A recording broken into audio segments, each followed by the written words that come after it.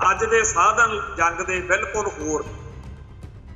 ਕੋਈ ਵੇਲਾ ਸੀਗਾ ਜਦੋਂ ਹਥਿਆਰ ਜਾਂ ਸਰੀਰਕ ਬਲ ਜਿਹੜਾ ਸੀਗਾ ਉਹ ਜੰਗ ਦੇ ਮੈਦਾਨ ਦੇ ਵਿੱਚ ਜਾਂ ਲੜਾਈਆਂ ਦੇ ਵਿੱਚ ਬਹੁਤ ਵੱਡਾ ਅਹਿਮ ਕਾਰਕ ਜਾਂ ਤੱਤ ਹੁੰਦਾ ਸੀਗਾ। ਅੱਜ ਦੇ ਸਮੇਂ ਦੇ ਵਿੱਚ ਸਭ ਤੋਂ ਜ਼ਰੂਰੀ ਗੱਲ ਇਹ ਬਣ ਚੁੱਕੀ ਆ ਕਿ ਤੁਹਾਡਾ ਨੈਰੇਟਿਵ, ਤੁਹਾਡਾ ਵਰਤਾਂਤ, ਤੁਹਾਡੇ ਪੱਖ ਵਿੱਚ ਗੱਲ ਕਿੰਨੀ ਕੁ ਚੱਲ ਰਹੀ।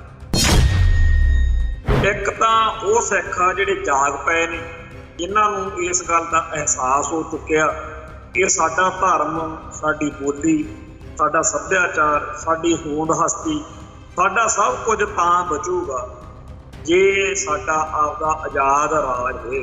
ਦੂਜੇ ਲੋਕ ਜਿਹੜੇ ਨੇ ਉਹ ਬਿਲਕੁਲ ਇਸ ਚੀਜ਼ ਤੋਂ ਉਲਟ ਖੜੇ ਆ।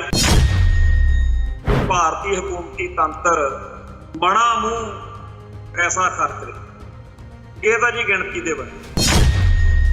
ਪਿੱਛੇ ਜੇ ਇਹ ਚਰਚਾ ਚੱਲੀ ਸੀ ਕਿ ਭਾਰਤ ਸਰਕਾਰ ਦੀਆਂ ਚਲਾਈਆਂ ਹੋਈਆਂ ਬੇਅੰਤ ਇਹੋ ਜਿਹੀਆਂ ਵੈਬਸਾਈਟਾਂ ਫੜੀਆਂ ਗਈਆਂ ਨੇ ਜਿਹੜੇ ਝੂਠਾ ਕੂੜ ਪ੍ਰਚਾਰ ਜਿਹੜਾ ਕਰਕੇ ਸਿੱਖਾਂ ਨੂੰ ਬਦਨਾਮ ਕਰ।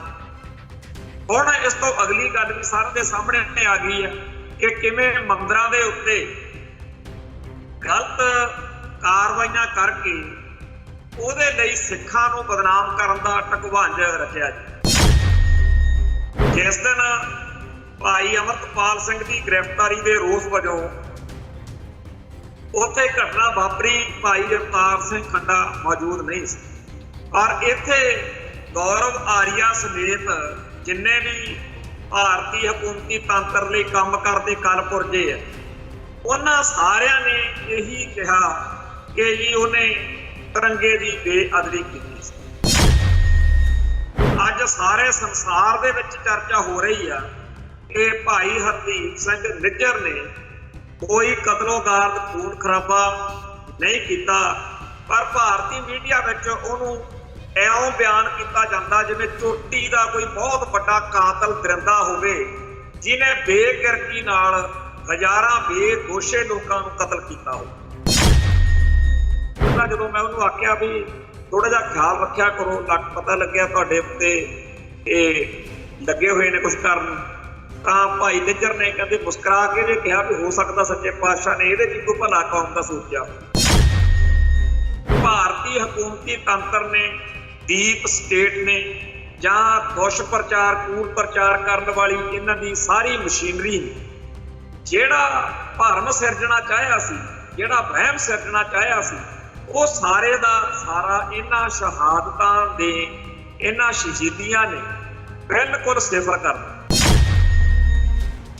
TV 84 ਉੱਤੇ ਪ੍ਰੋਗਰਾਮ ਖਬਰ ਦੀ ਖਬਰ ਦੇਖ ਰਹੇ ਸਾਰੇ ਦਰਸ਼ਕਾਂ ਨੂੰ ਮੈਂ ਸਰਬਜੀਤ ਸਿੰਘ ਘੁਮਾਣ ਫਤਿਹ ਅਰਜ਼ ਕਰਦਾ ਜੀ। ਵਾਹਿਗੁਰੂ ਜੀ ਕਾ ਖਾਲਸਾ, ਵਾਹਿਗੁਰੂ ਜੀ ਕੀ ਫਤਿਹ। ਸਾਡੀ ਕੌਮ ਦੇ ਜੋ ਹਾਲਾਤ ਨੇ, ਇਸ ਤਰੀਕੇ ਨਾਲ ਇੰਟਰਨੈਸ਼ਨਲ ਲੈਵਲ ਦੇ ਉੱਤੇ ਸਿੱਖ ਕੌਮ ਦੇ ਮਸਲਿਆਂ ਬਾਰੇ, ਖਾਸ ਤੌਰ ਤੇ ਸਾਡੀ ਆਜ਼ਾਦੀ ਦੀ ਲੜਾਈ ਬਾਰੇ ਇਸ ਵੇਲੇ ਚਰਚਾ ਚੱਲ ਰਹੀ ਹੈ। ਇਸ ਵੇਲੇ ਸਿੱਖ ਕੌਮ ਦੇ ਵਿੱਚ ਦੋ ਤਰ੍ਹਾਂ ਦੇ ਸਿੱਖ ਜਿਹੜੇ ਨੇ ਉਹ ਖਿਆਲ ਬਹੁਤ ਜ਼ਿਆਦਾ ਭਾਰੂ। ਇੱਕ ਤਾਂ ਉਹ ਸਿੱਖ ਆ ਜਿਹੜੇ ਜਾਗ ਪਏ ਨੇ, ਜਿਨ੍ਹਾਂ ਨੂੰ ਇਸ ਗੱਲ ਦਾ ਅਹਿਸਾਸ ਹੋ ਚੁੱਕਿਆ ਕਿ ਸਾਡਾ ਧਰਮ, ਸਾਡੀ ਬੋਲੀ, ਸਾਡਾ ਸੱਭਿਆਚਾਰ, ਸਾਡੀ ਹੋਂਦ ਹਸਤੀ, ਸਾਡਾ ਸਭ ਕੁਝ ਤਾਂ ਬਚੂਗਾ ਜੇ ਸਾਡਾ ਆਪਦਾ ਆਜ਼ਾਦ ਰਾਜ ਹੋਏ। ਦੂਜੇ ਲੋਕ ਜਿਹੜੇ ਨੇ ਉਹ ਬਿਲਕੁਲ ਇਸ ਚੀਜ਼ ਤੋਂ ਉਲਟ ਖੜੇ ਆ, ਜਾਂ ਕਹੀਏ ਵੀ ਇਹਦੇ ਨਾਲ ਅਸਹਿਮਤ ਨਹੀਂ ਹੈਗੇ, ਜਾਂ ਉਹ ਜਚਾਉਂਦੇ ਨੇ ਵੀ ਅਸੀਂ ਅਸਹਿਮਤ ਨਹੀਂ। ਹੁਣ ਇਹ ਜਿਹੜੀ ਚੀਜ਼ ਆ, ਇਹ ਸਾਡੇ ਬਹੁਤ ਸਾਰੇ ਬੰਦਿਆਂ ਦੇ ਵਿੱਚ ਭਰਮ ਜਿਹਾ ਖੜਾ ਕਰ ਦਿੰਦੀ ਆ ਜਦੋਂ ਸਾਡੇ ਵਿਰੋਧੀ ਇਹ ਪ੍ਰਚਾਰਦੇ ਆ ਵੀ ਇਹ ਤਾਂ ਮੁੱਠੀ ਭਰ ਨੇ, ਗਿਣਤੀ 'ਚ ਥੋੜੇ ਜਿਹੇ ਆ ਜਿਹੜੇ ਲੋਕ ਖਾਲਿਸਤਾਨ ਦੀ ਗੱਲ ਕਰ। ਇਹ ਇਸ ਪ੍ਰਚਾਰ ਨੂੰ, ਇਸ ਪ੍ਰਾਪੇ ਗੰਡੇ ਨੂੰ ਲਗਾਤਾਰ ਬਲ ਦੇਣ ਦੇ ਲਈ ਭਾਰਤੀ ਹਕੂਮਤੀ ਤੰਤਰ ਬਣਾ ਮੂੰਹ ਪੈਸਾ ਖਰਚ ਰਿਹਾ। ਇਹ ਤਾਂ ਜੀ ਗਿਣਤੀ ਦੇ ਬੰਦੇ। ਇਕੱਲੀ ਇਸ ਲਾਈਨ ਨੂੰ ਨਹੀਂ ਵੀ ਇਹ ਲਾਈਨ, ਹੋਰ ਬੜਾ ਕੁਝ ਆ ਜਿਹਦੇ ਲਈ ਬਹੁਤ ਸਾਰੀਆਂ डिस इनफॉर्मेशन फैलाउण लई बहुत सारिया वैबसाइटां ते बहुत सारे साधन जिहड़े आ होर वो वरते जा। हुण खालसा पंथ कोले लै दे के जिहड़ा साडे कोले प्रचार साधन आ, अज दी लड़ाई अज दे साधन जंग दे बिल्कुल होर ने। कोई वेला सीगा जदों हथियार जां सरीरक बल जिहड़ा सीगा ਉਹ जंग के मैदान दे विच जां लड़ाइयां दे विच बहुत बड़ा अहम कारक जां तत्त हुंदा सीगा। अज दे समय दे विच सब तो जरूरी गल ये बन चुकी आ कि तुहाडा नैरेटिव, तुहाडा वरतांत, तुहाडे पक्ष विच गल किन्नी कुं चल रही। मतलब कि अज दे समय दे विच ताकतवर धिरां वरतांत सिरज के आपदे गलत गल दे हक विच माहौल सिरज सकदियां ने ते सच्ची धिर नूं झूठा बना के लोकां दी नज़र विच डेग सकदियां ने, नाले कुटदियां ने, नाले बदनाम करदियां। साडे बीते दौर दे विच इह गल नाल नाल चलदी रही है। 1984 मौके खालसा पंथ, सिख जगत पंथ जां पंजाब जदों आपदे हक्कां दी लड़ाई लड़ रहा सी तां बेबस ते लाचार होए भारती हाकमां नूं जदों कोई राह ना लभ्या तां उन्हां ने इउं लगण ला दित्ता कि पंजाब दे विच हर रोज सिख नौजवान मोटरसाइकलां दे उत्ते घरां चों निकलदे आ, आथण तिकर 200-300 हरेक मोटरसाइकल जोड़ा जिहड़ा है ਉਹ गैर सिखां नूं खास तौर ते हिंदुआं नूं मार के घरे आ वड़दा ते इस तरीके नाल पंजाब दे विच हिंदुआं दा बहुत भारी कतलेआम हो रहा। ये गल इन्ने बुरे तरीके नाल प्रचारी गई कि ये तां जी खालिस्तान मंगदे आ ते खालिस्तान भी इहो जिहा मंगदे आ भी जिथे ये नहीं कि हर सिख रह लू, बाकियां दी तां गल ही निबेड़ती।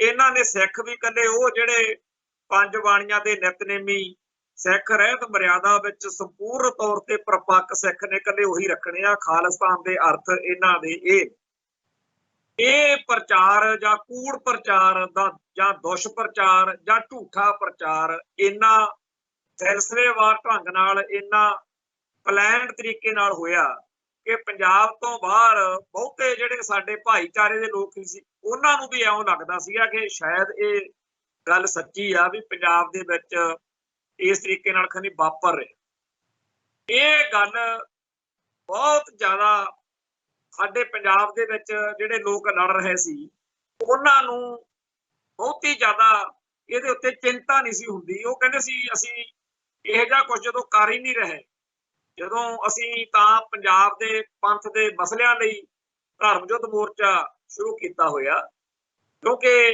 साडे हक सानूं मिलने चाहिए आ ते इस गल दे विच जिहड़ा कुछ सरकार कहंदी कहाउंदी आ ਉਹ अपने आप ही आपदे झूठ दे बोझ हेठ ਉਹਦੀ गल नंगी हो जू। पर अज दे समय दे विच इदां नहीं वापरिया। अज दा माहौल बिल्कुल होर आ। ਉਹਦਾ प्रचार जिहड़ा सी ਉਹਦਾ असर ਇਹ ਪਿਆ कि एक फ्रंट लाइन मैगजीन आ ਉਹਦੇ ਜਿਹੜੇ ਨੁਮਾਇੰਦੇ ਸੀ ਉਹ ਸਾਊਥ ਇੰਡੀਆ ਤੋਂ ਛਪਦਾ ਸੀ फ्रंट लाइन। ਉਹ ਇੱਥੇ ਪੰਜਾਬ ਦੇ ਵਿੱਚ ਕਵਰੇਜ ਕਰਨ ਲਈ ਆਏ ਤਾਂ ਜਦੋਂ ਉਹ ਹੋਲੇ ਮਹੱਲੇ ਦੇ ਦਿਨਾਂ ਦੇ ਵਿੱਚ ਆਪਦੀ ਰਿਪੋਰਟਿੰਗ ਲਈ ਆਏ ਤਾਂ ਉਹਨਾਂ ਦੇ ਦਿਲ ਦਿਮਾਗ ਵਿੱਚ ਇਹੋ ਜਿਹੇ ਖਿਆਲ ਸੀਗੇ ਤੇ ਉਹ ਬੜੇ ਡਰੇ ਹੋਏ ਉੱਥੋਂ ਆਏ ਕਿ ਸਾਡੀ ਕਿੱਥੇ ਡਿਊਟੀ ਲਾਤੀ, ਪਤਾ ਨਹੀਂ ਉੱਥੋਂ ਅਸੀਂ ਜਿਉਂਦੇ ਵਾਪਸ ਆਉਣਾ ਕਿ ਨਹੀਂ। ਪਰ ਜਦੋਂ ਉਹ ਇੱਥੋਂ ਗਏ ਤਾਂ ਉਹਨਾਂ ਨੇ ਜਿਨ੍ਹਾਂ ਬੰਦਿਆਂ ਦੀ ਇੱਥੇ ਡਿਊਟੀ ਲੱਗੀ ਸੀ ਉਹਨਾਂ ਦੇ ਨਾਲ ਪੰਜਾਬ ਤੋਂ ਵੀ ਤੁਸੀਂ ਇਹਨਾਂ ਨੂੰ ਹੋਲਾ ਮਹੱਲਾ ਜਾਂ ਹੋਰ ਜਿੱਥੇ ਜਿੱਥੇ ਵੀ ਜਾਣਾ, ਉਹਨਾਂ ਨਾਲ ਇਹ ਗੱਲ ਕੀਤੀ ਕਿ ਜਦੋਂ ਅਸੀਂ ਉੱਥੋਂ ਤੁਰੇ ਸੀ ਸਾਡੇ ਘਰਾਂ 'ਚ ਕਿਹੋ ਜਿਹਾ ਸੋਗ ਵਾਲਾ ਮਾਹੌਲ ਸੀ ਕਿ ਕਿੱਥੇ ਇਹਨਾਂ ਨੂੰ ਭੇਜਿਆ ਜਾ ਰਿਹਾ। ਪਰ ਜੋ ਕੁਝ ਅਸੀਂ ਇੱਥੇ ਦੇਖ ਕੇ ਚੱਲੇ ਆ ਤਾਂ ਬਿਲਕੁਲ ਹੀ ਉਲਟ ਵਾ। ਇਵੇਂ ਦੀਆਂ ਗੱਲਾਂ ਸਾਡੇ ਸਿੱਖ ਸੰਘਰਸ਼ ਦੇ ਜਾਂ ਸਿੱਖ ਕੌਮ ਦੇ ਹਮੇਸ਼ਾ ਖਿਲਾਫ ਭੁਗਤਣ ਵਾਲੇ ਕਾਮਰੇਡ ਆ ਜਿਹੜੇ ਉਹਨਾਂ ਦੇ ਲਿਖਤਾਂ ਵਿੱਚ ਵੀ ਸ਼ੁਮਾਰ ਨੇ। ਇੱਕ ਕਾਮਰੇਡਾਂ ਦਾ ਨਾਵਲਕਾਰ, ਉਹਦਾ ਨਾਂ ਨਾਵਲ ਦਾ ਸ਼ਾਇਦ ਯੋਧੇ ਕਰਕੇ ਸੀ, ਉਹ ਪੂਰੇ ਦਾ ਪੂਰਾ ਸਿੱਖ ਸੰਘਰਸ਼ ਦੇ ਖਿਲਾਫ ਲਿਖਿਆ ਗਿਆ, ਸਿੱਖਾਂ ਨੂੰ ਬਦਨਾਮ ਕਰਨ ਲਈ ਲਿਖਿਆ ਨਾਵਲ ਸੀ। ਉਹਦੇ ਵਿੱਚ ਵੀ ਇੱਕ ਥਾਂ ਦੇ ਉੱਤੇ ਉਹਨੂੰ ਦਿਲ ਤੇ ਚਾਹੇ ਪੱਥਰ ਰੱਖ ਕੇ ਲਿਖਣਾ ਪਿਆ ਹੋਵੇ, ਉਹਨੇ ਲਿਖਿਆ। ਦੋ CRP ਵਾਲੇ ਮਤਲਬ ਉਹਦੇ ਚ ਗੱਲ ਕਰਦੇ ਦਿਖਾਏ ਹੋਏ ਨੇ, ਜਿਹਦੇ ਵਿੱਚ ਇੱਕ ਜਣਾ ਕਹਿੰਦਾ कि अरे राम खिलावन भी हमें तो बताया गया था कि वहां पे हिंदू और सिख बहुत एक दूसरे के दुश्मन बने हुए हैं और सिख हिंदुओं को मार रहे हैं। यहाँ पे तो ऐसी कोई बात नहीं भाई, अगर हिंदू के घर में शादी है तो उस शादी में जो जितना भी काम है वो सिख लड़के इकट्ठे होके कर रहे हैं। और बाजार में देखो तो जो स्कूटर है उस पे स्कूटर चलाने वाला अगर सरदार है तो पीछे उसके हिंदू बैठा है। मतलब इदा ਦੀਆਂ ਗੱਲਾਂ। ਇਹ ਗੱਲ ਮੈਂ ਇਸ ਕਰਕੇ ਛੇੜੀ ਆ ਕਿ ਅੱਜ ਦੇ ਸਮੇਂ ਦੇ ਵਿੱਚ ਉਸ ਦੌਰ ਨਾਲੋਂ ਜ਼ਿਆਦਾ ਸੂਖਮ ਤੇ ਜ਼ਿਆਦਾ ਧੜੱਲੇ ਨਾਲ, ਕਿਉਂਕਿ ਪਿੱਛੇ ਜੇ ਇਹ ਚਰਚਾ ਚੱਲੀ ਸੀ ਕਿ ਭਾਰਤ ਸਰਕਾਰ ਦੀਆਂ ਚਲਾਈਆਂ ਹੋਈਆਂ ਬੇਅੰਤ ਇਹੋ ਜਿਹੀਆਂ ਵੈਬਸਾਈਟਾਂ ਫੜੀਆਂ ਗਈਆਂ ਨੇ ਜਿਹੜੇ ਝੂਠਾ ਕੂੜ ਪ੍ਰਚਾਰ ਜਿਹੜਾ ਕਰਕੇ ਸਿੱਖਾਂ ਨੂੰ ਬਦਨਾਮ ਕਰਦੇ। ਹੁਣ ਇਸ ਤੋਂ ਅਗਲੀ ਗੱਲ ਵੀ ਸਾਰਿਆਂ ਦੇ ਸਾਹਮਣੇ ਆ ਗਈ ਹੈ ਕਿ ਕਿਵੇਂ ਮੰਦਰਾਂ ਦੇ ਉੱਤੇ ਗਲਤ ਕਾਰਵਾਈਆਂ ਕਰਕੇ ਉਹਦੇ ਲਈ ਸਿੱਖਾਂ ਨੂੰ ਬਦਨਾਮ ਕਰਨ ਦਾ ਢਕਵੰਜ ਰਚਿਆ ਗਿਆ। ਤੇ ਜਦੋਂ ਇਹ ਕਾਰਵਾਈ ਹੋਈ ਉਦੋਂ ਹਰ ਇੱਕ ਬੰਦਾ ਇਸ ਗੱਲ ਨੂੰ ਜਾਣਦਾ ਸੀ ਕਿ ਸਿੱਖ ਇਹੋ ਜਿਹੇ ਕਾਰਜ ਨਹੀਂ ਕਰਦੇ, ਪਰ ਸਿੱਖਾਂ ਨੂੰ ਬਦਨਾਮ ਕਰਨ ਦੀ ਪੂਰੀ ਕੋਸ਼ਿਸ਼ ਇੰਡੀਅਨ ਸਟੇਟ ਸਿਸਟਮ ਨੇ ਕੀਤੀ। ਤੇ ਇਵੇਂ ਦੀ ਇੱਕ ਗੱਲ ਭਾਈ ਅਵਤਾਰ ਸਿੰਘ ਖੰਡੇ ਨਾਲ ਜੁੜੀ ਹੋਈ ਆ। ਜਿਸ ਦਿਨ ਭਾਈ ਅਮਰਤਪਾਲ ਸਿੰਘ ਦੀ ਗ੍ਰਿਫਤਾਰੀ ਦੇ ਰੋਸ ਵਜੋਂ ਉੱਥੇ ਘਟਨਾ ਵਾਪਰੀ, ਭਾਈ ਅਵਤਾਰ ਸਿੰਘ ਖੰਡਾ ਮੌਜੂਦ ਨਹੀਂ ਸੀ। ਔਰ ਇੱਥੇ ਗੌਰਵ ਆਰੀਆ ਸਮੇਤ ਜਿੰਨੇ ਵੀ ਭਾਰਤੀ ਹਕੂਮਤੀ ਤੰਤਰ ਲਈ ਕੰਮ ਕਰਦੇ ਕਲਪੁਰਜੇ ਆ, ਉਹਨਾਂ ਸਾਰਿਆਂ ਨੇ ਇਹੀ ਕਿਹਾ ਕਿ ਜੀ ਉਹਨੇ ਤਿਰੰਗੇ ਦੀ ਬੇਅਦਬੀ ਕੀਤੀ ਸੀ। ਇੱਥੋਂ ਤੱਕ ਕਿ ਜਿੰਨੀਆਂ ਖਬਰਾਂ ਲੱਗੀਆਂ, ਜਿੰਨੀਆਂ ਭਾਰਤੀ ਮੀਡੀਆ ਵਿੱਚ TV ਚੈਨਲਾਂ ਉੱਤੇ ਜਾਂ ਅਖਬਾਰਾਂ ਦੇ ਵਿੱਚ, ਉੱਥੇ ਵੀ ਉਹਨੂੰ ਤਿਰੰਗੇ ਦੀ ਬੇਅਦਬੀ ਕਰਨ ਵਾਲਾ, ਤਾਂ ਕਿ ਜੇ ਕਿਸੇ ਦੀ ਹਮਦਰਦੀ ਵੀ ਜਾਗੇ ਤਾਂ ਉਹ ਕਵੇ ਕਿ ਇਹਨੇ ਜਦੋਂ ਕੰਮ ਹੀ ਇੰਨਾ ਮਾੜਾ ਕੀਤਾ ਫਿਰ ਇਹ ਗੱਲ ਇਹਦੇ ਨਾਲ ਹੋਣੀ ਹੋਈ ਸੀ। ਇਵੇਂ ਹੀ ਅੱਜ ਸਾਰੇ ਸੰਸਾਰ ਦੇ ਵਿੱਚ ਚਰਚਾ ਹੋ ਰਹੀ ਆ ਕਿ ਭਾਈ ਹਰਦੀਪ ਸਿੰਘ ਨਿੱਜਰ ਨੇ ਕੋਈ ਕਤਲੋਗਾਰਤ ਖੂਨ ਖਰਾਬਾ ਨਹੀਂ ਕੀਤਾ, ਪਰ ਭਾਰਤੀ ਮੀਡੀਆ ਵਿੱਚ ਉਹਨੂੰ ਇਉਂ ਬਿਆਨ ਕੀਤਾ ਜਾਂਦਾ ਜਿਵੇਂ ਚੋਟੀ ਦਾ ਕੋਈ ਬਹੁਤ ਵੱਡਾ ਕਾਤਲ ਦਰਿੰਦਾ ਹੋਵੇ ਜਿਹਨੇ ਬੇਕਿਰਕੀ ਨਾਲ ਹਜ਼ਾਰਾਂ ਬੇਦੋਸ਼ੇ ਲੋਕਾਂ ਨੂੰ ਕਤਲ ਕੀਤਾ ਹੋ। ਟੈਰੋਰਿਸਟ, ਦਹਿਸ਼ਤਗਰਦ ਜਾਂ ਹੋਰ ਖਤਰਨਾਕ ਸ਼ਬਦ ਵਰਤੇ ਬਗੈਰ ਭਾਰਤੀ ਮੀਡੀਆ ਭਾਈ ਨਿੱਜਰ ਬਾਰੇ ਗੱਲ ਨਹੀਂ ਕਰਦਾ। ਦੂਜੇ ਪਾਸੇ ਉਹ ਇੱਕ ਗੁਰਦੁਆਰੇ ਦਾ ਪ੍ਰਧਾਨ ਸੀ ਤੇ ਉੱਥੇ ਉਸ ਗੁਰਦੁਆਰੇ ਵਿੱਚ ਜੋ ਸੇਵਾ ਚੱਲਦੀ ਸੀ ਉਹਦੇ ਕਰਕੇ ਸਮੁੱਚਾ ਖਾਲਸਾ ਪੰਥ ਜਾਂ ਉਸ ਨਾਲ ਵਰਤਣ ਵਾਲੇ ਸਿੱਖਾਂ ਦੇ ਵਿੱਚ ਉਹਦੀ ਇੱਜ਼ਤ ਜਿਹੜੀ ਸੀ ਉਹ ਬਹੁਤ ਵੱਡੀ ਸੀ। ਤੇ ਦਿਨੋਂ ਦਿਨ ਉਹਦਾ ਅਦਬ ਸਤਿਕਾਰ ਇੰਨਾ ਜ਼ਿਆਦਾ ਵੱਧ ਰਿਹਾ ਸੀ ਤੇ ਉਸ ਭਾਈ ਨਿੱਜਰ ਨਾਲ ਮੇਲ ਮੁਲਾਕਾਤ ਕਰਨ ਵਾਲੇ ਸੱਜਣਾ ਵਿੱਚੋਂ ਮੇਰੀ ਜਦੋਂ ਕਈਆਂ ਨਾਲ ਗੱਲ ਹੁੰਦੀ ਆ ਤਾਂ ਉਹ ਕਹਿੰਦੇ ਅਸੀਂ ਉਹਨੂੰ ਜਦੋਂ ਕਹਿੰਦੇ ਹੁੰਦੇ ਸੀ ਵੀ ਚਰਚਾ ਚੱਲ ਰਹੀ ਆ, ਪਤਾ ਲੱਗਿਆ ਕਿ ਉਹ ਨਿਸ਼ਾਨੇ ਤੇ ਆ, ਤਾਂ ਜਿਵੇਂ ਉਹਨੂੰ ਇਸ ਗੱਲ ਦੇ ਵਿੱਚ ਸੱਚੇ ਪਾਤਸ਼ਾਹ ਦਾ ਭਾਣਾ ਲੱਗਦਾ ਹੋਵੇ ਕਿ ਠੀਕ ਆ, ਹੋ ਸਕਦਾ ਮੇਰੇ ਕਤਲ ਨਾਲ ਜਾਂ ਮੇਰੇ ਜਾਣ ਨਾਲ ਹੀ ਸਿੱਖ ਕੌਮ ਦਾ ਕੋਈ ਭਲਾ ਹੁੰਦਾ ਹੋਵੇ। ਇਸ ਤਰੀਕੇ ਦੀ ਗੱਲ ਜਿਸ ਸੱਜਣ ਨਾਲ ਭਾਈ ਨਿੱਜਰ ਨੇ ਪਹਿਲਾਂ ਕੀਤੀ ਸੀ, ਉਹ ਜਦੋਂ ਮੈਨੂੰ ਇਹ ਗੱਲ ਦੱਸ ਰਿਹਾ ਸੀਗਾ ਤਾਂ ਬਹੁਤ ਜ਼ਿਆਦਾ ਇਮੋਸ਼ਨਲ ਹੋਇਆ ਸੀ। ਕਹਿੰਦਾ ਜਦੋਂ ਮੈਂ ਉਹਨੂੰ ਆਖਿਆ ਵੀ ਥੋੜਾ ਜਿਹਾ ਖਿਆਲ ਰੱਖਿਆ ਕਰੋ, ਪਤਾ ਲੱਗਿਆ ਤੁਹਾਡੇ ਉੱਤੇ ਇਹ ਲੱਗੇ ਹੋਏ ਨੇ ਕੁਝ ਕਰਨ ਨੂੰ, ਤਾਂ ਭਾਈ ਨਿੱਜਰ ਨੇ ਕਹਿੰਦੇ ਮੁਸਕਰਾ ਕੇ ਜੇ ਕਿਹਾ ਵੀ ਹੋ ਸਕਦਾ ਸੱਚੇ ਪਾਤਸ਼ਾਹ ਨੇ ਇਹਦੇ 'ਚ ਕੋਈ ਭਲਾ ਕੌਮ ਦਾ ਸੋਚਿਆ ਹੋਵੇ। ਹੁਣ ਉਹਦੇ ਇਹ ਸਹਿਜ ਸੁਭਾਅ ਆਖੇ ਹੋਏ ਬੋਲ ਆ ਜਿਹੜੇ ਭਾਈ ਹਰਦੀਪ ਸਿੰਘ ਨਿੱਜਰ, ਉਹ ਵਾਕਿਆ ਹੀ ਕਾਰਗਰ ਸਿੱਧ ਹੋਏ ਨੇ। ਜਿਸ ਤਰੀਕੇ ਨਾਲ ਭਾਰਤੀ ਹਕੂਮਤੀ ਤੰਤਰ ਨੇ ਭਾਰਤ ਦੀ ਧਰਤੀ ਉੱਤੇ ਬੇਸ਼ੁਮਾਰ ਸਿੱਖਾਂ ਨੂੰ ਕਤਲ ਕੀਤਾ, ਦਿੱਲੀ ਦੀਆਂ ਸੜਕਾਂ ਉੱਤੇ ਪੂਰਾ ਹਫ਼ਤਾ ਸਾਡੀ ਕੌਮ ਦੇ ਲੋਕਾਂ ਨੂੰ ਨਿਸ਼ਾਨਾ ਬਣਾਇਆ ਗਿਆ, ਗਲਾਂ 'ਚ ਟਾਇਰ ਪਾਏ ਗਏ ਤੇ ਸਾਡੀਆਂ ਧੀਆਂ ਭੈਣਾਂ ਮਾਵਾਂ ਨੂੰ ਬੇਪਤ ਕੀਤਾ ਗਿਆ। ਸਾਹਿਬ ਸ੍ਰੀ ਗੁਰੂ ਗ੍ਰੰਥ ਸਾਹਿਬ ਜੀ ਦੇ ਪਾਵਨ ਸਰੂਪਾਂ ਨੂੰ, ਗੁਰਧਾਮਾਂ ਨੂੰ ਟਾਰਗੇਟ ਕੀਤਾ ਗਿਆ। जिस तरीके नाल वो सारा कुछ वापरिया ਉਹ ਅਸੀਂ ਨਾ ਕਦੇ ਭੁੱਲੇ ਆ ਨਾ ਭੁੱਲ ਸਕਦੇ ਆ। ਪਰ ਮੈਂ ਇੱਕ ਇੱਥੇ ਹੋਰ ਗੱਲ ਜਿਹੜੀ ਬੜੀ ਜ਼ਰੂਰੀ ਆ ਉਹ ਇਹ ਕਰਨੀ ਚਾਹੁੰਦਾ ਕਿ ਭਾਰਤੀ ਹਕੂਮਤੀ ਤੰਤਰ ਨੇ, ਡੀਪ ਸਟੇਟ ਨੇ, ਜਾਂ ਦੁਸ਼ਪ੍ਰਚਾਰ ਕੂੜ ਪ੍ਰਚਾਰ ਕਰਨ ਵਾਲੀ ਇਹਨਾਂ ਦੀ ਸਾਰੀ ਮਸ਼ੀਨਰੀ ਨੇ ਜਿਹੜਾ ਭਰਮ ਸਿਰਜਣਾ ਚਾਹਿਆ ਸੀ, ਜਿਹੜਾ ਵਹਿਮ ਸਿਰਜਣਾ ਚਾਹਿਆ ਸੀ, ਉਹ ਸਾਰੇ ਦਾ ਸਾਰਾ ਇਹਨਾਂ ਸ਼ਹਾਦਤਾਂ ਦੇ, ਇਹਨਾਂ ਸ਼ਹੀਦੀਆਂ ਨੇ ਬਿਲਕੁਲ ਸਿਫਰ ਕਰ ਦਿੱਤਾ। ਹਕੂਮਤ ਨੂੰ ਲੱਗਦਾ ਸੀ ਕਿ ਅਸੀਂ ਉਹਨਾਂ ਸਾਰੇ ਸਿੱਖਾਂ ਦੇ ਕਤਲ ਕਰਦੇ ਜਾਵਾਂਗੇ ਜਿਹੜੇ ਜਿਹੜੇ ਹੱਕ ਸੱਚ ਦੀ ਗੱਲ ਕਰਦੇ ਆ, ਤਾਂ ਸ਼ਾਇਦ ਸਾਡਾ ਕੰਮ ਲੋਟ ਆ ਜੀ। 1978 ਮੌਕੇ ਸਿੱਖ ਕਤਲ ਕਰਵਾਏ, ਉਸ ਤੋਂ ਬਾਅਦ ਵਿੱਚ ਵੀ ਸਿੱਖਾਂ ਦਾ ਘਾਣ ਹੁੰਦਾ ਰਿਹਾ। ਭਾਈ ਕੁਲਵੰਤ ਸਿੰਘ ਨਾਗੋਕੇ ਦਾ ਝੂਠਾ ਪੁਲਿਸ ਮੁਕਾਬਲਾ, ਉਸ ਤੋਂ ਬਾਅਦ ਵਿੱਚ ਬਹੁਤ ਸਾਰੇ ਸਿੱਖਾਂ ਦੇ ਸੱਚੇ ਝੂਠੇ ਮੁਕਾਬਲੇ। 1984 ਨੂੰ ਦਰਬਾਰ ਸਾਹਿਬ ਦੇ ਵਿੱਚ ਉਦੋਂ ਲੱਗਦਾ ਸੀ ਕਿ ਸੰਤ ਭਿੰਡਰਾਂ ਵਾਲਿਆਂ ਨੂੰ ਜਾਂ ਉੱਥੇ ਬੈਠੇ ਹੋਰ ਜੁਝਾਰੂਆਂ ਨੂੰ ਖਤਮ ਕਰਕੇ ਸ਼ਾਇਦ ਗੱਲ ਬਣ ਜੂ। ਉਸ ਤੋਂ ਬਾਅਦ ਵਿੱਚ ਹਜ਼ਾਰਾਂ ਸਿੱਖਾਂ ਦਾ ਕਤਲ ਕਰਕੇ ਇਹਨਾਂ ਨੂੰ ਲੱਗਿਆ ਕਿ ਦਹਿਸ਼ਤ, ਟੈਰਰ ਪਾ ਕੇ ਅਸੀਂ ਚੁੱਪ ਕਰਾ ਲਾਂਗੇ ਗੱਲ। ਪਰ ਭਾਈ ਹਰਦੀਪ ਸਿੰਘ ਨਿੱਜਰ ਦੇ ਕਤਲ ਤੱਕ ਆਉਂਦਿਆਂ ਆਉਂਦਿਆਂ ਗੱਲ ਹੋਰ ਦੀ ਹੋਰ ਬਣ ਗਈ। ਹਿੰਦੂ ਹਿੰਦੁਸਤਾਨ, ਇਹ ਉਹ ਏਜੰਡਾ ਆ ਜਿਹੜਾ ਭਾਰਤੀ ਹਕੂਮਤੀ ਤੰਤਰ ਨੇ ਇਸ ਮੌਕੇ ਬੁਲੰਦ ਕੀਤਾ ਹੋਇਆ ਕਿ ਭਾਰਤ ਵਿੱਚ ਵਸਦੇ ਸਾਰੇ ਲੋਕ ਹਿੰਦੂ ਨੇ, ਜਿਨ੍ਹਾਂ ਦੇ ਸਿਰ ਅਸੀਂ ਹਿੰਦੀ ਬੋਲੀ ਮੜ ਦੇਣੀ ਆ ਕਿ ਸਾਰਿਆਂ ਦਾ ਮੁਲਕ ਹਿੰਦੁਸਤਾਨ ਬਣਾਉਣਾ, ਭਾਰਤ ਬਣਾਉਣਾ, ਇੰਡੀਆ ਬਣਾਉਣਾ, ਤੇ ਸਾਰਿਆਂ ਨੂੰ ਇਹ ਮੰਨਣਾ ਪਊਗਾ ਕਿ ਸਾਰੇ ਤੁਸੀਂ ਹਿੰਦੂ ਹੋ। ਹੁਣ ਇਹ ਚੀਜ਼ ਜਿਹੜੀ ਸੀ, ਇਹਦੇ ਖਿਲਾਫ ਖੜਨ ਵਾਲੇ ਸਿੱਖਾਂ ਨੂੰ ਇਹ ਨਾ ਅਸੀਂ ਹਿੰਦੂ ਆ, ਨਾ ਸਾਡੀ ਬੋਲੀ ਹਿੰਦੀ ਆ, ਤੇ ਨਾ ਅਸੀਂ ਹਿੰਦੁਸਤਾਨੀ ਆ। ਇਹਦੇ ਖਿਲਾਫ ਖੜਨ ਵਾਲੇ ਲੋਕਾਂ ਨੂੰ ਜਾਂ ਆਪਦਾ ਹੱਕ ਮੰਗਦੇ ਲੋਕਾਂ ਨੂੰ ਭਾਰਤੀ ਹਕੂਮਤੀ ਤੰਤਰ ਨੇ ਜਿਹੜੇ ਸ਼ਬਦ ਦਿੱਤੇ ਆ ਵੀ ਇਹ ਐਕਸਟ੍ਰੀਮਿਸਟ ਨੇ, ਰੈਡੀਕਲ ਨੇ, ਤੇ ਇਹ ਜਿਹੜੀ ਗੱਲ ਕਹਿੰਦੇ ਆ ਵੀ ਅਸੀਂ ਸਾਡੀ ਹੋਂਦ ਦੀ ਲੜਾਈ ਆ, ਇਹ ਅਸਲ ਵਿੱਚ ਕਹਿੰਦੇ ਟੈਰੋਰਿਜ਼ਮ। ਇਹ ਸਾਰਾ ਕੁਝ ਰਲ ਮਿਲ ਕੇ ਸਾਡੇ ਅੱਜ ਦੇ ਮਾਹੌਲ ਨੂੰ, ਅੱਜ ਦੇ ਹਾਲਾਤ ਨੂੰ ਬਿਆਨ ਕਰਦਾ। ਅਸੀਂ ਆਪਦੇ ਧਰਮ, ਬੋਲੀ, ਸੱਭਿਆਚਾਰ, ਆਪਦਾ ਸਿਧਾਂਤ ਅਤੇ ਸਰੂਪ ਬਚਾਉਣ ਦੀ ਲੜਾਈ ਲੜ ਰਹੇ ਹਾਂ, ਤੇ ਇਸ ਲੜਾਈ ਨੂੰ ਬਿਆਨ ਕਰਨ ਲਈ ਕੁਝ ਸੱਜਣ ਜਦੋਂ ਗੱਲ ਕਰਦੇ ਆ ਉਹ ਵਿਕਟਮ ਕਾਰਡ ਜਾਂ ਵਿਕਟਮਾਈਜੇਸ਼ਨ ਤੇ ਅਸੀਂ ਆਪਦੇ ਆਪ ਨੂੰ ਪੀੜਤ ਬਣਾ ਕੇ ਪੇਸ਼ ਕਰੀਏ। ਉਹਨਾਂ ਨੂੰ ਲੱਗਦਾ ਜਿੱਥੇ ਜਿੱਥੇ ਉਹਨਾਂ ਨੂੰ ਜਾਇਜ਼ ਲੱਗਦੀ ਆ ਗੱਲ, ਉੱਥੇ ਠੀਕ ਆ।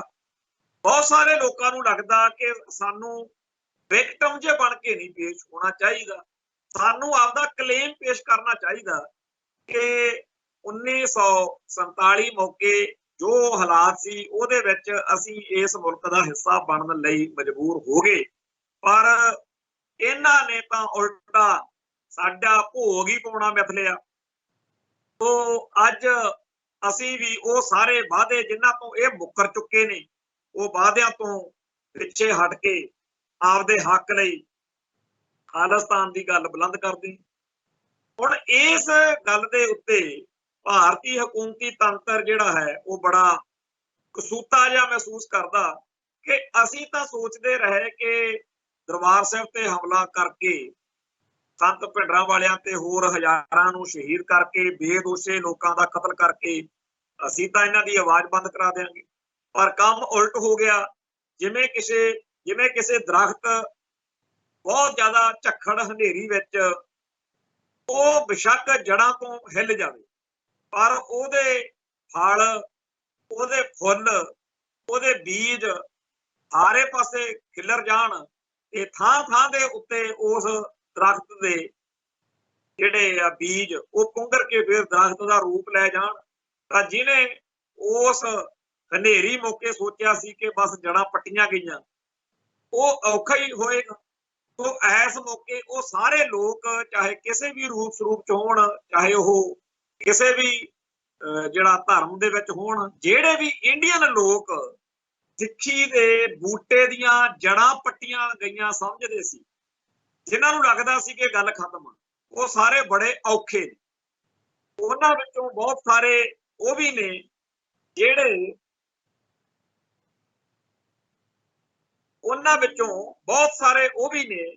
ਇਹਨਾਂ ਨੂੰ ਇਸ ਗੱਲ ਦਾ ਫਿਕਰ ਪਿਆ ਰਹਿੰਦਾ ਕਿ ਜੇ ਕਿਤੇ ਖਾਲਿਸਤਾਨ ਬਣ ਗਿਆ ਤਾਂ ਸਾਡੇ ਨਾਲ ਬੁਰੀ ਹੋਊ।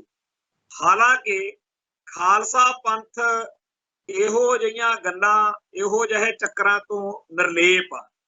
ਅਸੀਂ ਉਹਨਾਂ ਟਾਈਮ ਹੀ ਦੁਸ਼ਮਣ ਨੂੰ ਦੁਸ਼ਮਣ ਸਮਝਦੇ ਹਾਂ ਜਦੋਂ ਦੁਸ਼ਮਣ ਦੁਸ਼ਮਣੀ ਨਿਭਾ ਰਿਹਾ।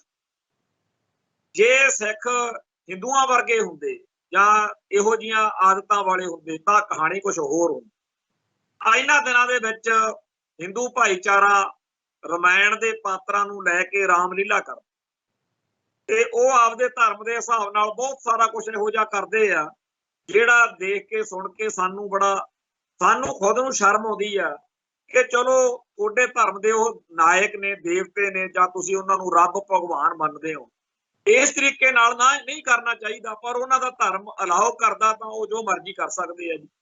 ਤੋ ਰਮਾਇਣ ਦੇ ਨਾਟਕਾਂ ਦੇ ਵਿੱਚ ਜੋ ਕੁਝ ਉਹ ਰਾਵਣ ਰਾਹੀਂ ਜਾਂ ਰਾਮਚੰਦਰ ਰਾਹੀਂ ਦਿਖਾਉਂਦੇ ਆ, ਉਹਦੇ ਵਿੱਚ ਕਈ ਥਾਂ ਤੇ ਕਲੇਸ਼ ਵੀ ਖੜੇ ਹੁੰਦੇ ਆ, ਕਿਉਂਕਿ ਜਿਹੜੇ ਹਿੰਦੂ ਭਾਈਚਾਰੇ ਦੇ ਲੋਕਾਂ ਨੂੰ ਥੋੜੀ ਬਹੁਤੀ ਸ਼ਰਮ ਹਿਆ ਹੈ ਉਹ ਫਿਰ ਇਤਰਾਜ਼ ਕਰਦੇ ਆ ਕਿ ਆਹ ਗੱਲ ਏਦਾਂ ਨਹੀਂ ਸੀ ਹੋਣੀ ਚਾਹੀਦੀ। ਕਈ ਗੰਦੇ ਗਾਣੇ, ਅਸ਼ਲੀਲ ਗਾਣੇ ਲਾ ਕੇ ਉਹ ਨੱਚਦੇ ਕੁੱਦਦੇ ਆ ਤੇ ਕਈ ਗੜਬੜਾਂ ਕਰਦੇ ਆ। ਖੈਰ, ਸਾਡਾ ਵਿਸ਼ਾ ਇਹ ਨਹੀਂ। ਅਸੀਂ ਇਹ ਕਹਿ ਰਹੇ ਹਾਂ ਕਿ ਹਜ਼ਾਰਾਂ ਸਦੀਆਂ ਪਹਿਲਾਂ ਰਾਵਣ ਅਤੇ ਰਾਮ ਦੀ ਜਿਹੜੀ ਲੜਾਈ ਹੋਈ, ਜਿਹਦੇ ਬਾਰੇ ਜਵਾਹਰ ਲਾਲ ਨਹਿਰੂ ਨੇ ਨਿਰਣਾ ਦੇ ਦਿੱਤਾ ਹੋਇਆ ਵੀ ਰਮਾਇਣ ਜਿਹੜੀ ਆ ਉਹ ਤਾਂ ਆਰੀਅਨ ਨਸਲ ਦੇ ਦੱਖਣੀ ਭਾਰਤ ਵੱਲ ਵਧਣ ਦੀ ਕਹਾਣੀ ਆ।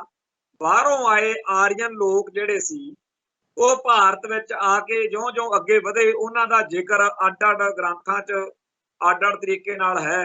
ਰਿਗਵੇਦ ਵਿੱਚ ਵੀ ਕਈ ਜੰਗਾਂ ਦਾ ਜ਼ਿਕਰ ਹੈ। ਇਸ ਤੋਂ ਬਾਅਦ ਵਿੱਚ ਰਮਾਇਣ ਅਤੇ ਮਹਾਭਾਰਤ ਜਿਹੜੇ ਨੇ, ਮਹਾਭਾਰਤ ਤਾਂ ਚਲੋ ਆਰੀਅਨ ਕਬੀਲਿਆਂ ਦੇ ਆਪਸੀ ਘਰੇਲੂ ਕਲੇਸ਼ ਦੀ, ਉਹਨਾਂ ਦੇ ਰਾਜਨੀਤਿਕ ਅਤੇ ਜਿਹੜੀਆਂ ਸਿਧਾਂਤਕ ਅੰਦਰਲੀਆਂ ਗੜਬੜਾਂ ਨੇ, ਰਾਜ ਦਰਬਾਰ ਦੀਆਂ ਚਲਾਕੀਆਂ, ਕਿਵੇਂ ਠੱਗੀ ਠੋਰੀ ਚੱਲਦੀ, ਉਹ ਸਾਰਾ ਕੁਝ ਉਹਦੇ ਵਿੱਚ ਮਹਾਭਾਰਤ ਵਿੱਚ ਆਉਂਦਾ। ਉਹ 'ਚ ਗੀਤਾ ਦੇ ਰਾਹੀਂ ਉਹ ਅਧਿਆਤਮਕ ਉਪਦੇਸ਼ ਦੀ ਗੱਲ ਵੀ ਕਰਦੇ ਆ। ਉਹ ਸਾਰਾ ਕੁਝ ਇੱਕ ਪਰਿਵਾਰ, ਜਾਣੀ ਕਿ ਇੱਕ ਪਾਸੇ ਇੱਕੋ ਪਰਿਵਾਰ ਦੇ ਮੈਂਬਰ ਨੇ ਉਹ, ਕੌਰਵ ਤੇ ਪਾਂਡਵ, ਉਹਨਾਂ ਦੀ ਜੰਗ ਦਾ ਮਾਹੌਲ ਆ।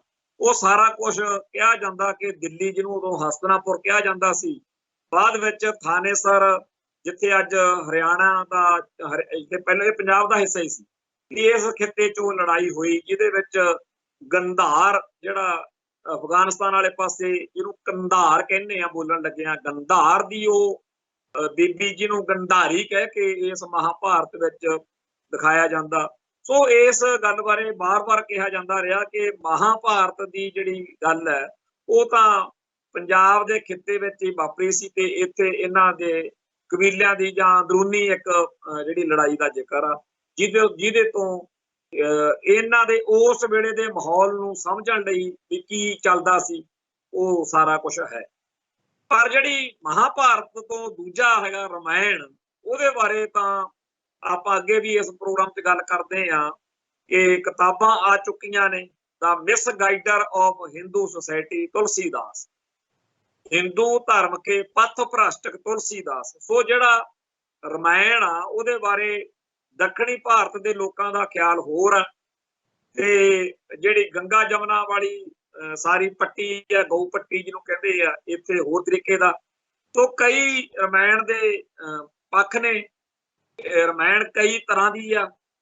ਤੋਂ ਉਹਦੇ ਵਿੱਚ ਕਿਵੇਂ ਕਿਸੇ ਥਾਂ ਤੇ ਕਿਵੇਂ ਘਟਨਾਵਾਂ ਨੇ, ਕਿਸੇ ਥਾਂ ਤੇ ਕਿਵੇਂ ਆ, ਪਰ ਮੋਟੀ ਜੀ ਗੱਲ ਤਾਂ ਸਾਰਿਆਂ 'ਚ ਸਾਂਝੀ ਆ ਨਾ ਕਿ ਰਾਵਣ ਅਤੇ ਰਾਮ ਦੀ ਜੰਗ ਹੋਈ ਸੀ, ਜਿਹਦੇ ਵਿੱਚ ਸਭ ਤੋਂ ਜਿਹੜਾ ਵੱਡਾ ਪੁਆੜਾ ਪਿਆ ਉਹ ਇਹ ਆ ਬਈ ਰਾਵਣ ਦਾ ਭਰਾ ਸੁਗਰੀਵ ਜਿਹੜਾ ਸੀ, ਮਾਫ ਕਰਨਾ, ਰਾਵਣ ਦਾ ਭਰਾ ਜਿਹੜਾ ਸੀਗਾ, ਇਹਨੂੰ ਆਪਾਂ ਕਹਿੰਦੇ ਆ ਵਿਭੀਸ਼ਣ, ਮਾਫ ਕਰਨਾ, ਵਿਭੀਸ਼ਣ। ਰਾਵਣ ਦਾ ਭਰਾ ਵਿਭੀਸ਼ਣ ਉਹਦੇ ਨਾਲ ਨਹੀਂ ਸੀ, ਉਹਦੇ ਖਿਲਾਫ ਸੀ ਤੇ ਉਹ ਹਾਰ ਗਿਆ, ਉਹ ਮਾਰਿਆ ਗਿਆ। ਹਾਰ ਦੇ ਕਾਰਨ ਹੋਰ ਵੀ ਬਹੁਤ ਸਾਰੇ ਸੀ, ਪਰ ਰਾਵਣ ਦਾ ਭਰਾ ਉਹਦੇ ਨਾਲ ਨਹੀਂ ਸੀ। ਰਾਮਚੰਦਰ ਦਾ ਭਰਾ ਲਛਮਣ ਉਹਦੇ ਨਾਲ ਸੀ। ਬਾਜ ਭਰਾਵਾਂ ਜਿਵੇਂ ਕਹਿੰਦੇ ਆ ਨਾ ਵੀ ਮਾਰਿਆ, ਜਿਵੇਂ ਆਪਾਂ ਕਹਿੰਦੇ ਆ ਘਰ ਪਾਟਾ ਦਹਿਸਰ ਮਾਰਿਆ, ਜਿਵੇਂ ਆਪਾਂ ਕਹਿੰਦੇ ਆ ਵੀ ਘਰ ਦੀ ਫੁੱਟ ਲੈ ਬਹਿੰਦੀ, ਜਿਵੇਂ ਆਪਾਂ ਹੋਰ ਬਹੁਤ ਸਾਰੇ ਸਾਡੇ ਮੁਹਾਵਰੇ, ਬਹੁਤ ਸਾਰੀਆਂ ਗੱਲਾਂ ਨੇ। ਮੁੱਖ ਗੱਲ ਇਹੀ ਆ ਕਿ ਸਾਡੀ ਕੌਮ ਦੇ ਉਹ ਲੋਕ ਜਿਹੜੇ ਸਾਡੇ ਨਾਲ ਨਹੀਂ, ਜਿਹੜੇ ਦੂਜੇ ਪਾਸੇ ਖੜੇ ਨੇ, ਉਹ ਸਾਡੀ ਲੜਾਈ ਨੂੰ ਕਮਜ਼ੋਰ ਕਰਦੇ ਆ, ਉਹ ਸਾਡੀ ਲੜਾਈ ਨੂੰ ਹਰਾਉਣ ਦਾ ਕਾਰਨ ਬਣ। ਜਿਵੇਂ ਰਾਵਣ ਦਾ ਭਰਾ ਵਿਭੀਸ਼ਣ, ਮੈਨੂੰ ਅੱਜ ਤੱਕ ਛੇਤੀ ਕਿਤੇ ਕਿਸੇ ਨੂੰ ਵਿਭੀਸ਼ਣ ਨਾਂ ਨਹੀਂ ਦੇਖਿਆ ਵੀ ਕਿਸ ਦਾ ਨਾਂ ਵਿਭੀਸ਼ਣ ਰੱਖਿਆ ਹੋਵੇ, ਉਹ ਇੰਨਾ ਜ਼ਿਆਦਾ ਨੈਗੇਟਿਵ ਮੰਨਿਆ ਜਾਂਦਾ। ਬੇਸ਼ੱਕ ਰਾਮਚੰਦਰ ਦਾ ਸਾਥ ਦਿੱਤਾ, ਪਰ ਰਾਮਚੰਦਰ ਨੂੰ ਮੰਨਣ ਵਾਲਿਆਂ ਨੇ ਵੀ ਸ਼ਾਇਦ ਕਦੇ ਵਿਭੀਸ਼ਣ ਨਾਂ ਨਹੀਂ ਰੱਖੇ। ਹੁਣ ਜਿਹੜੇ ਲੋਕ ਰਾਮਚੰਦਰ ਤੇ ਰਾਵਣ ਦੇ ਇਸ ਪ੍ਰਸੰਗ ਦੇ ਉੱਤੇ ਇਹਨਾਂ ਦਿਨਾਂ ਦੇ ਵਿੱਚ ਰਾਮਲੀਲਾ ਕਰਕੇ ਜਾਂ ਦੁਸਹਿਰਾ ਮਨਾਉਣਗੇ ਜਾਂ ਦੀਵਾਲੀ ਮਨਾਉਣਗੇ, ਉਹ ਦੇਖ ਲਓ ਵੀ ਸਦੀਆਂ ਪਹਿਲਾਂ ਵਾਪਰੇ ਹੋਏ ਇਸ ਵਰਤਾਂਤ ਨੂੰ ਭੁੱਲਦੇ ਨੇ। ਉਹ ਲਗਾਤਾਰ ਚੇਤੇ ਕਰਦੇ ਆ ਵੀ ਕਿਵੇਂ ਰਾਵਣ ਜਿਹੜਾ ਸੀ ਉਹਨੇ ਸੀਤਾ ਦਾ ਅਪਹਰਣ ਕੀਤਾ, ਅਗਵਾ ਕੀਤਾ, ਕੀ ਵਾਪਰਿਆ, ਸਾਰਾ ਕੁਝ ਕਰਦੇ। ਤੇ ਹਰ ਸਾਲ ਰਾਵਣ ਨੂੰ ਮਾਰੇ ਜਾਣ ਨੂੰ ਸੈਲੀਬ੍ਰੇਟ ਕਰਦੇ। ਹੁਣ ਹੋ ਸਕਦਾ ਰਾਵਣ ਦੀ ਅੰਸ਼ ਵੰਸ਼ ਜਾਂ ਰਾਵਣ ਨੂੰ ਪਿਆਰ ਕਰਨ ਵਾਲੇ ਲੋਕ ਆ, ਉਹ ਬੜੇ ਦੁਖੀ ਹੁੰਦੇ ਹੋਣ। ਜਿਹੜੇ ਕਬੀਲੇ ਦਾ, ਜਿਹੜੀ ਨਸਲ ਦਾ ਜਾਂ ਭਾਰਤ ਦੇ ਜਿਹੜੇ ਅਸਲ ਮੂਲ ਵਾਸੀ ਲੋਕ ਆ, ਉਹਨਾਂ ਦਾ ਉਹ ਨਾਇਕ ਸੀ। ਉਹ ਆਪਦੇ ਲੋਕਾਂ ਲਈ ਲੜਿਆ, ਆਪਦੇ ਹਿੱਤਾਂ ਲਈ ਲੜਿਆ, ਆਪਦੀ ਅਣਖ ਗੈਰਤ ਲਈ ਲੜਿਆ।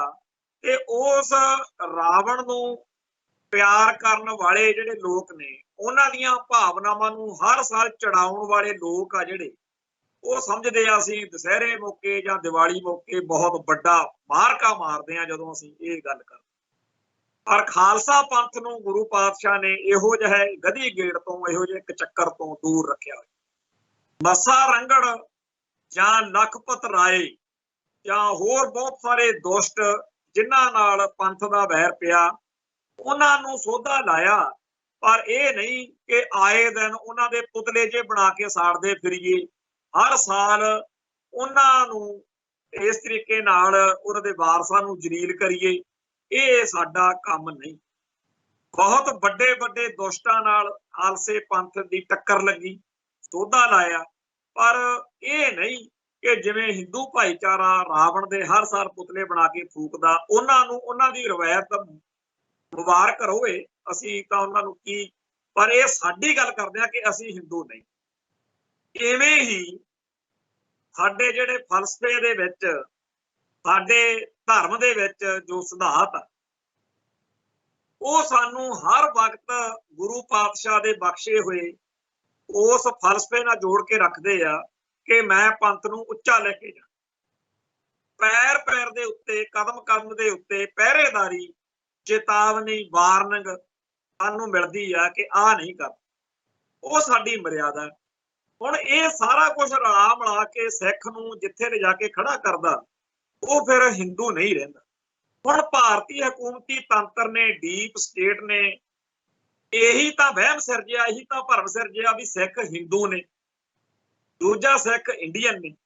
1984 ਤੋਂ ਪਹਿਲਾਂ ਭਾਰਤ ਤੋਂ ਬਾਹਰ ਬਹੁਤੇ ਜਿਹੜੇ ਹੋਰ ਲੋਕ ਸੀ, ਉਹ ਸਿੱਖਾਂ ਨੂੰ ਜੇ ਹਿੰਦੂ ਸਮਝਦੇ ਸੀ ਜਾਂ ਸਿੱਖਾਂ ਨੂੰ ਇੰਡੀਅਨ ਸਮਝਿਆ ਜਾਂਦਾ ਸੀ, ਉਹਦੇ ਪਿੱਛੇ ਮੋਟੇ ਤੌਰ ਦੇ ਉੱਤੇ ਇਹੀ ਇਹੀ ਗੱਲ ਸੀਗੀ ਕਿ ਭਾਰਤੀ ਹਕੂਮਤੀ ਤੰਤਰ ਇਹ ਗੱਲ ਇਸ ਤਰੀਕੇ ਨਾਲ ਜਤਾਉਂਦਾ ਸੀ।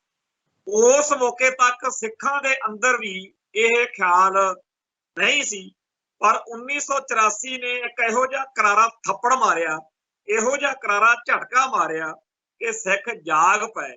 ਔਰ ਸਿੱਖਾਂ ਦੇ ਨਾਲ ਨਾਲ ਦੁਨੀਆ ਭਰ ਨੂੰ ਵੀ ਇਸ ਗੱਲ ਦਾ ਅਹਿਸਾਸ ਹੋਇਆ ਕਿ ਜੇ ਸਿੱਖ ਹਿੰਦੂ ਹੀ ਹੁੰਦੇ ਤਾਂ ਇਹਨਾਂ ਦੇ ਗੁਰਧਾਮਾਂ ਉੱਤੇ ਹਮਲੇ ਕਿਉਂ ਕੀਤੇ ਜਾਂਦੇ, ਇਹਨਾਂ ਦੇ ਗਲਾਂ 'ਚ ਟਾਇਰ ਕਾਹਤੋਂ ਪਏ ਜਾਂਦੇ। ਇਹਦਾ ਮਤਲਬ ਸਿੱਖ ਹਿੰਦੂ ਨਹੀਂ।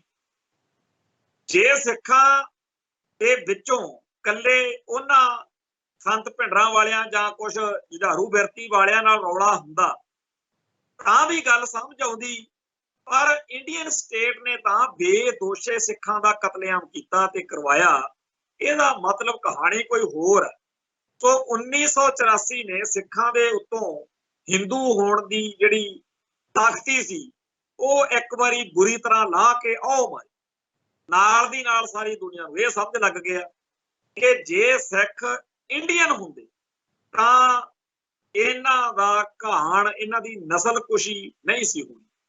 तो सिख इंडियन नहीं है। तो ये 1984 का वरतारा है जिन्हें सिखा कोलों दो चीज़ां जिहड़ियां ओहदा खिहड़ा छुड़वाया। एक तो सिखा तो इंडियन होने की जिहड़ी कहानी है वो गलों लह गई, दूजा सिखा दे कोलों हिंदू होने की जिहड़ी तख्ती सी वो लह गई। हुण इस मौके इंडियन स्टेट सिस्टम का पूरा जोर लग्या होया कि जो मर्जी होवे सिखां नूं हिंदू गर्दानना ते सिखां नूं इंडियन गर्दानना। पर सिख कल्ला इत्थे नहीं खड़ा, सिख इस तो अगे जा चुकिया। इंटरनेशनल लैवल दे उत्ते सिखां दा केस, खास तौर ते खालिस्तान दा केस दिनों दिन मजबूत हुंदा देख के इंडियन स्टेट सिस्टम दीयां चीकां पै रहीआं।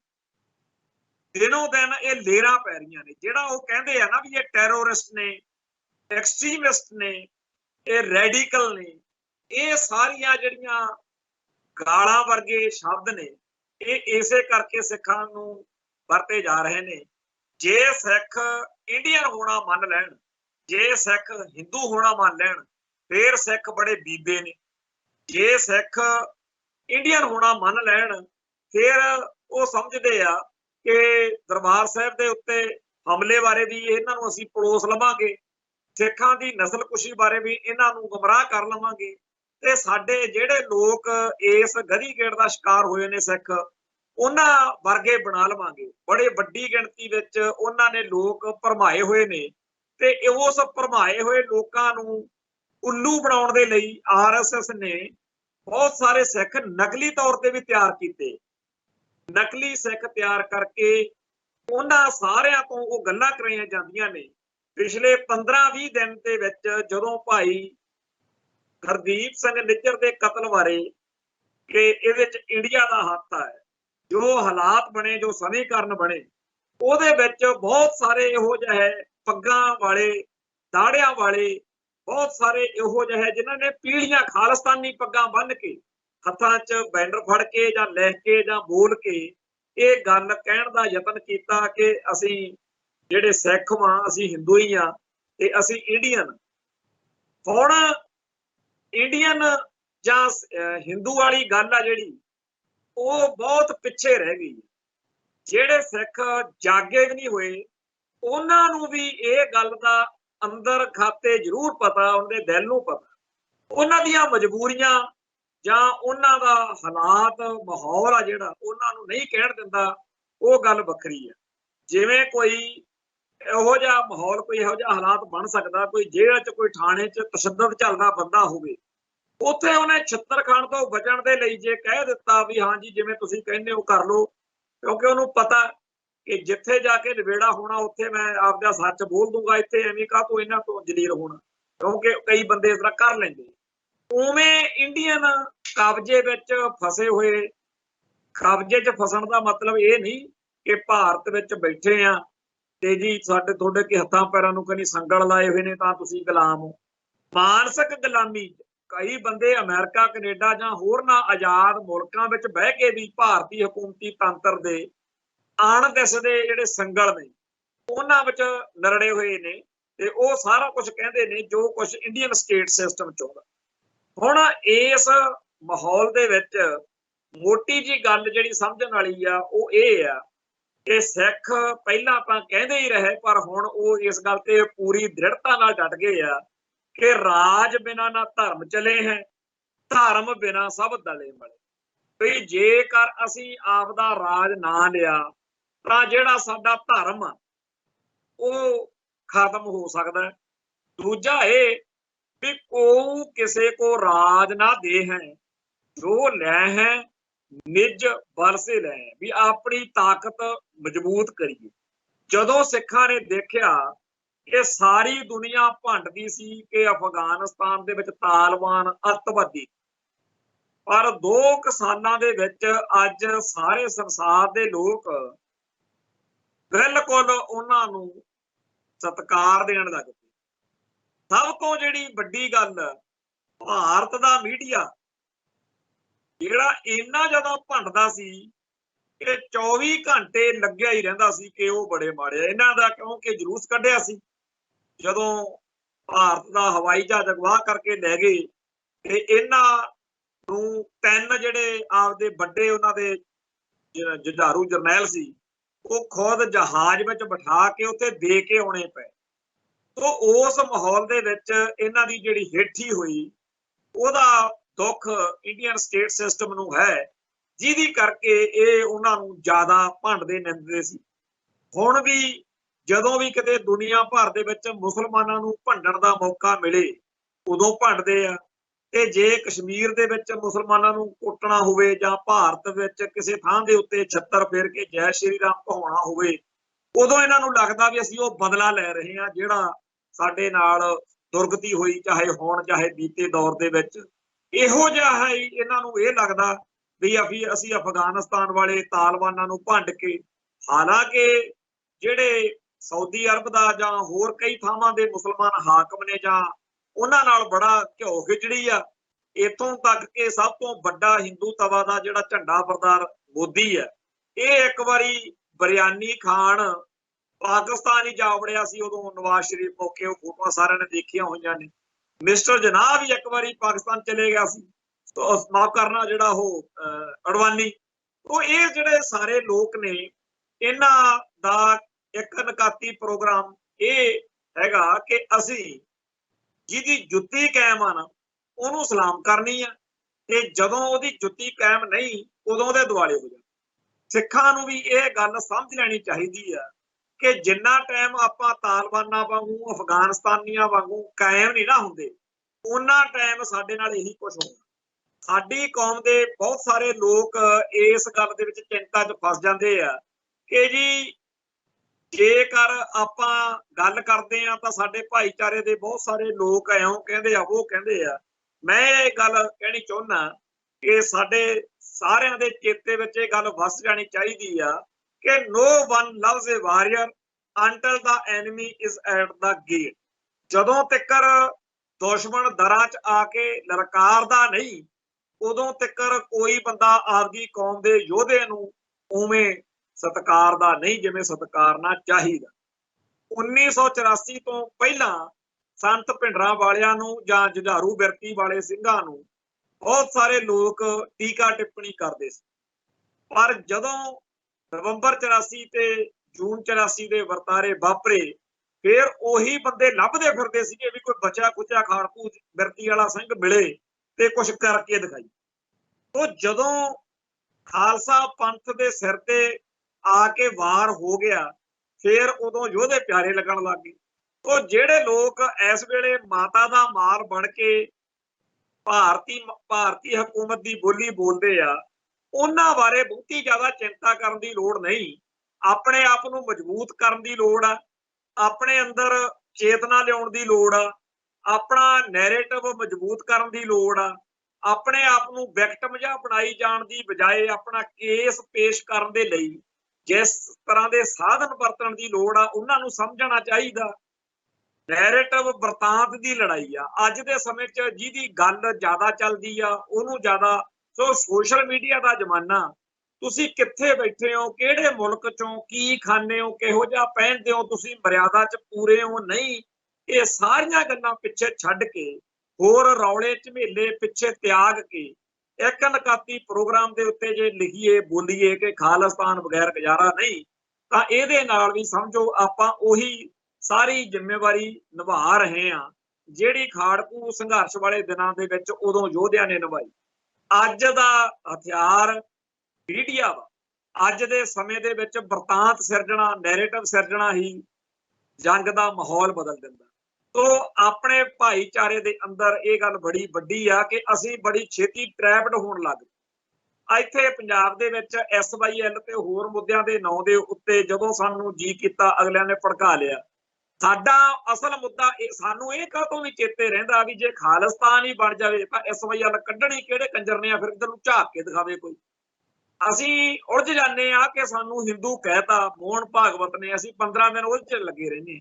ਪਰ ਅਸੀਂ ਇਹ ਕਾਹਤੋਂ ਨਹੀਂ ਸੋਚਦੇ ਕਿ ਖਾਲਿਸਤਾਨ ਦਾ ਜਬਰ ਵੇੜੋ ਇੱਕ ਵਾਰੀ, ਫਿਰ ਮੋਹਨ ਭਾਗਵਤ ਜੋ ਮਰਜੀ ਚੀਕਾਂ ਮਾਰੀ ਜਾਵੇ, ਫਿਰ ਸਾਡਾ ਜਦੋਂ ਸਿੱਖਾਂ ਦੇ ਕੋਲ ਆਪਦੇ ਰਾਜ ਭਾਗ ਸੀ ਉਦੋਂ ਕਿਸੇ ਦੀ ਜੁਰਤ ਪੈਂਦੀ ਸੀ, ਹਿੰਮਤ ਪੈਂਦੀ ਸੀ ਸਿੱਖਾਂ ਨੂੰ ਹਿੰਦੂ ਕਹਿਣ ਦੀ। ਅੱਜ ਕੋਈ ਉੱਠਦਾ ਉਹ ਸਿੱਖਾਂ ਨੂੰ ਹਿੰਦੂ ਕਹਿ ਦਿੰਦਾ, ਕੋਈ ਸਿੱਖਾਂ ਨੂੰ ਕੁਝ ਹੋਰ ਕਹਿ ਦਿੰਦਾ, ਕੋਈ ਹੋਰ ਟੈਗ ਲਾ ਦਿੰਦਾ। ਇੱਥੇ ਆ ਜਿਹੜੇ ਕਾਮਰੇਡ ਨੇ ਇਹ ਕਹਿੰਦੇ ਫਿਰਦੇ ਆ ਗੁਰੂ ਨਾਨਕ ਪਾਤਸ਼ਾਹ ਕਾਮਰੇਡ ਸੀਗੇ ਜੀ, ਉਹ ਤਰਕਸ਼ੀਲ ਸੀ। ਕਈ ਇੱਕ ਦੋ ਇਹੋ ਜਿਹੀਆਂ ਵੀਡੀਓਜ਼ ਵੀ ਘੁੰਮਦੀਆਂ ਫਿਰਦੀਆਂ, ਕੁਝ ਇਹੋ ਜਿਹਾ ਅਜੀਬੋ ਗਰੀਬ ਜੇ ਮੁਸਲਮਾਨ ਕਹਾਉਂਦੇ ਆ ਜੀ, ਉਹ ਕਹਿੰਦੇ ਆ ਜੀ ਗੁਰੂ ਪਾਤਸ਼ਾਹ ਜਿਹੜੇ ਸੀ ਉਹ ਇਸਲਾਮ ਧਾਰਨ ਕਰ ਗਏ, ਇਹੋ ਜਿਹੇ ਵੀ ਤੁਰੇ ਫਿਰਦੇ। ਤੋ ਜਿਹੜਾ ਇਹ ਸਾਰੇ ਜਿੰਨੇ ਵੀ ਰੌਣਕ ਮੇਲੇ ਵਾਲੇ ਬੰਦੇ ਆ, ਇਹਨਾਂ ਨੇ ਉਹਨਾਂ ਟਾਈਮ ਨਹੀਂ ਹਟਣਾ। ਜਦੋਂ ਤੁਹਾਡੀ ਜੁੱਤੀ ਕਾਇਮ ਹੋ ਗਈ ਉਦੋਂ ਇਹਨਾਂ ਨੇ ਅੱਧੀਆਂ ਬਿਮਾਰੀਆਂ ਆਪਣੇ ਆਪ ਹੀ ਠੀਕ ਹੋ ਜਾਣੀਆਂ, ਬਾਕੀਆਂ ਸਮੇਂ ਦੇ ਨਾਲ ਠੀਕ ਹੋ ਜਾਣਗੀਆਂ। ਸੋ ਸਾਡੇ ਖਿਆਲ ਦੇ ਵਿੱਚ ਇਹ ਗੱਲ ਹਮੇਸ਼ਾ ਰਹਿਣੀ ਚਾਹੀਦੀ ਆ ਕਿ ਅਸੀਂ ਨਿੱਕੇ ਨਿੱਕੇ ਮਸਲਿਆਂ ਵਿੱਚ ਉਲਝ ਕੇ ਆਪਦੀ એનર્ਜੀ ਵੇਸਟ ਨਾ ਕਰਿਆ ਕਰੀਏ। ਸਾਨੂੰ ਭਗਵੰਤ ਮਾਨ ਜਾਂ ਸਰਦਾਰ ਸੁਖਬੀਰ ਸਿੰਘ ਬਾਦਲ ਜਾਂ ਕਿਸੇ ਹੋਰ ਦੇ ਆਖੇ ਹੋਏ ਚਾਲੂ ਜੇ ਸ਼ਬਦਾਂ ਦੇ ਗਧੀ ਗੇੜ 'ਚ ਫਸ ਕੇ ਆਪਦੇ ਆਪ ਨੂੰ ਟੰਗੀ ਰੱਖਣਾ, ਤੰਗ ਕਰੀ ਜਾਣਾ, ਹਾਂ ਉਦਾਂ ਨਜ਼ਰਸਾਨੀ ਰੱਖਣੀ ਜਾਂ ਦੁਨੀਆ ਭਰ ਦੀਆਂ ਇਹੋ ਜਿਹੀਆਂ ਗੱਲਾਂ ਉੱਤੇ ਧਿਆਨ ਰੱਖਣਾ ਹੋਰ ਗੱਲ। ਪਰ ਅਸਲ ਮੁੱਦਾ ਜਿਹੜਾ ਹੈ ਉਹ ਸਾਡਾ ਇਹੀ ਆ ਕਿ ਅਸੀਂ ਆਜ਼ਾਦ ਹੋਣਾ ਤੇ ਆਪਣਾ ਝੰਡਾ ਜਿਹੜਾ ਹੈ ਖਾਲਿਸਤਾਨ ਦਾ ਉਹ ਯੂਐਨਓ ਦੇ ਵਿੱਚ ਜਿੱਥੇ ਬਾਕੀ ਮੁਲਕਾਂ ਦੇ ਝੰਡੇ ਝੂਲਦੇ, ਤੇ ਸਾਡੇ ਲਈ ਖੁਸ਼ੀ ਦੀ ਗੱਲ ਆ ਕਿ ਅਚਨਚੇਤ ਹੀ ਸਾਡੇ ਹੱਕ ਵਿੱਚ ਮਾਹੌਲ ਬਣ ਗਿਆ। ਹੁਣ ਜੇ ਅਸੀਂ ਇਸ ਗੱਲ ਨੂੰ ਸਮਝੀਏ ਨਾ ਕਿ ਦੁਨੀਆ 'ਚ ਵਾਪਰ ਕੀ ਰਿਹਾ, ਜਿਹੜਾ ਨਿਊ ਵਰਲਡ ਆਰਡਰ ਦੀਆਂ ਗੱਲਾਂ ਨੇ, ਜਾਂ ਜਿਸ ਤਰੀਕੇ ਨਾਲ ਸੰਸਾਰ ਜੰਗ ਵਰਗਾ ਮਾਹੌਲ ਬਣ ਰਿਹਾ, ਜਿਸ ਤਰੀਕੇ ਨਾਲ ਅਮਰੀਕਾ ਕੈਨੇਡਾ ਵਰਗੇ ਮੁਲਕ ਆਪਦੇ ਹਿੱਤਾਂ ਲਈ ਸਾਡੇ ਹਿੱਤ ਵਿੱਚ ਭੁਗਤ ਰਹੇ ਨੇ, ਜੋ ਮਾਹੌਲ ਸਾਡੇ ਹੱਕ ਵਿੱਚ ਸਿਰਜਿਆ ਜਾ ਰਿਹਾ, ਜੇ ਅਸੀਂ ਇਹਨੂੰ ਵਰਤ ਨਾ ਸਕੀਏ ਫਿਰ ਸਾਡੀ ਕਮਜ਼ੋਰੀ ਆ। ਸੋ ਬੀਤੇ ਦੌਰ ਦੇ ਵਿੱਚ ਬਹੁਤ ਕੁਝ ਇਹੋ ਜਿਹਾ ਪਿਆ ਜਿਹੜਾ ਇਤਿਹਾਸਕ ਤੌਰ ਦੇ ਉੱਤੇ ਸਾਨੂੰ ਸੇਧ ਦਿੰਦਾ, ਸਾਨੂੰ ਇਹ ਗੱਲਾਂ ਚੇਤੇ ਕਰਾਉਂਦਾ ਕਿ ਅਸੀਂ ਇਸ ਮੌਕੇ ਕੀ ਕਰੀਏ। ਸੋ ਅੱਜ ਲਈ ਇੱਥੇ ਸਮਾਪਤੀ ਕਰਦੇ ਹਾਂ, ਕੱਲ ਫੇਰ ਮਿਲਾਂਗੇ। ਨਾਨਕ ਨਾਮ ਚੜ੍ਹਦੀ ਕਲਾ, ਤੇਰੇ ਭਾਣੇ ਸਬਦ ਦਾ ਭਲਾ। ਵਾਹਿਗੁਰੂ ਜੀ ਕਾ ਖਾਲਸਾ, ਵਾਹਿਗੁਰੂ ਜੀ ਕੀ ਫਤਿਹ।